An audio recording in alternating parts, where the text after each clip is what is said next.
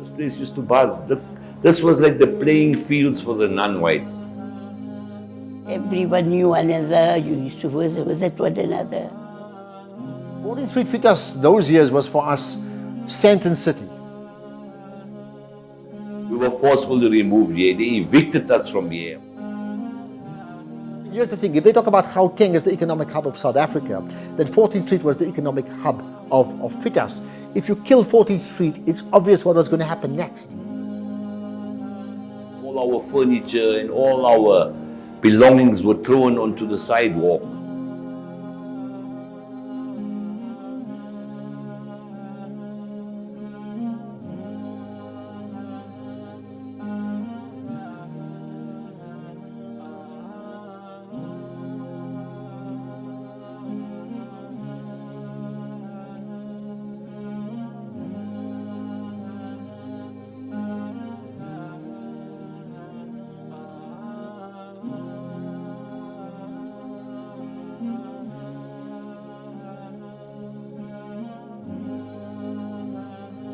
It was the year 1964 when the South African Apartheid regime started serving eviction orders on non-white residents of Fietas, a process which would continue into the 1970s. Fietas was a business and residential area bustling with economic activity. Residents were expected to move to areas such as Lenasia, Bosmont, Eldorado Park, and other areas on the outskirts of Johannesburg. Shop owners were expected to move to the Oriental Plaza, which was built in 1976. Despite resistance, by the 1980s, more than almost 5,000 housing units were built in Lenasia for the relocation of the Indian community. Radio Islam spoke to some members of the Indian community about their experiences and what life was like before the move. The Group Areas Act was enacted in 1952 by then the nationalist government. They came into power, I think, in 1945. And at its core, it is an act to separate people on the basis of race. So you had the white community living on their own, and therefore a group area. And then even within the greater black communities, African, colored, and Indian, that made up the black communities, they were also demarcated into their own areas, right? And that at its core, it's a Group Areas Act. The only things I understand that doesn't fall into having your own spaces was the roads that you could drive on and the streets that you could walk on. They came to the 70s when we had this Group Areas Act. They wanted us out there because they had plans of building the Oriental Plaza there. So we were displaced. We were forcefully thrown out there. All our furniture, equipment, everything was put onto the sidewalk. It was very difficult, very difficult. Used to cry for how many days you couldn't come use, but that we got used to it. What can you do? Yeah. Most of the Indians were sent to Lenasia, the colored community to Eldorado Park. And there's nothing we could do because we were in a minority and they were determined to do what they wanted to do. So there's no ways you could fight. I mean, everybody was upset. Everybody didn't want to go from here. We lived in nice communities. We had small homes. We were maybe 7, 8, 10, 12 people living in 2 bedrooms. But we were happy. The special part of the Fietas community, and in this case I must stress it, Fietas had a large African community, black African community. We kicked out to the Meadowlands area long before I was born. Then it had an Indian community and a colored community, so colored Cape Malay community, right? And then of course it had a white community. All at different times, all of them lived there. The point I want to make is the fact that many of us under this umbrella of black South Africans that speak fondly of some aspects of Fietas, we speak fondly of some aspects of Fietas in spite of apartheid, not because of apartheid. So one cannot romanticize and say, but those were the good old days. No, there was so much that was wrong about Fietas. Fietas' existence, by its very existence, was a default of apartheid. So that was wrong. Now, the plus side, in spite of the problems, the willingness of, and in this case, the black community, so the black African community had moved out long before I was born. I can't speak on their behalf. But the other communities, their ability to live side by side, to cohabit, to be seen as one community, I think is unparalleled now. A big part of the Fietas area was the sense of community shared by all those who lived in the area, a sentiment that is reflected upon by many. That was a very close community. Yeah. Everyone knew one another, you used to visit one another. Very friendly, no fighting, nothing. That's very nice. Yeah. My parents were there, the Bamjis. Yeah, they were thrown out from 14th Street. They had a nice big house, double story, but they were thrown out, yeah, for the group area's sake. I mean, nobody really wanted to move. We were happy with a little bit we had, and whatever things were happening around here, it was such a central place. But you see, the thing is, the friendship that the community had was unreal. We had coloreds, Chinese, there were white people, there were all kinds of, all nationalities living here. And you know, we all lived like one happy family, believe it or not. If there was anything that happened at anybody's home, if there was an incident or a funeral or something, the whole community would come to your house. Up till now, our hearts are still sore of what actually transpired way back. But it's unfortunately, they say, life goes on and we're going to move on.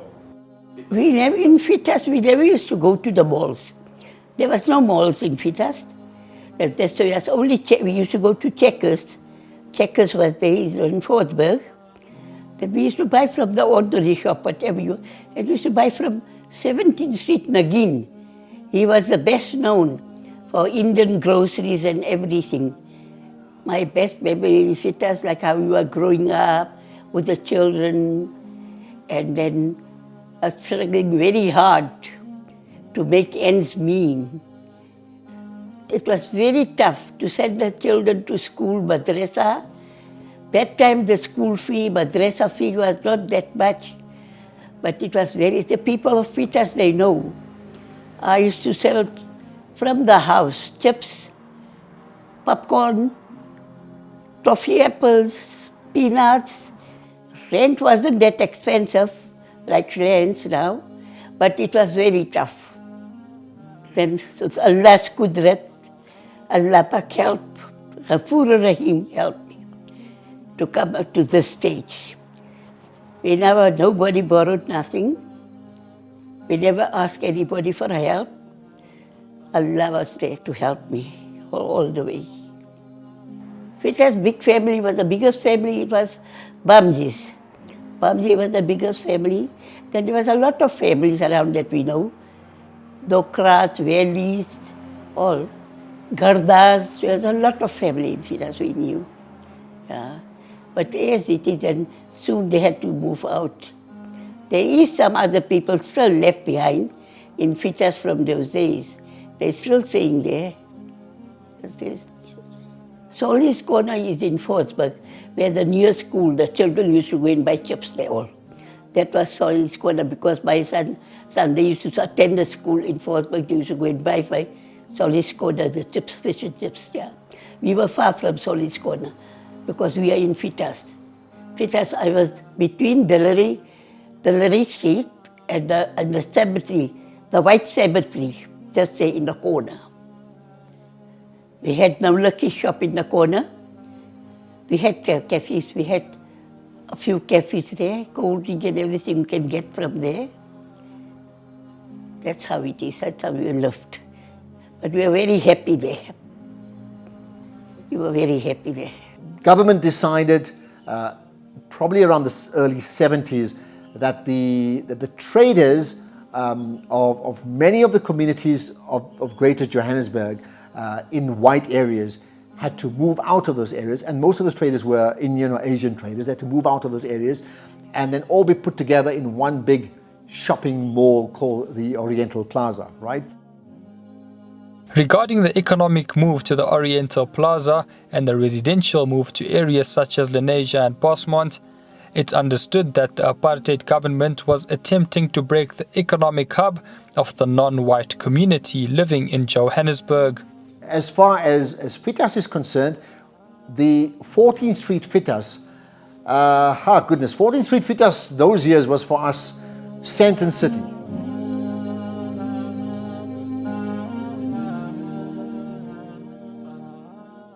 Those traders and their stores, they ran bustling businesses in spite of, the being set up to fail, okay?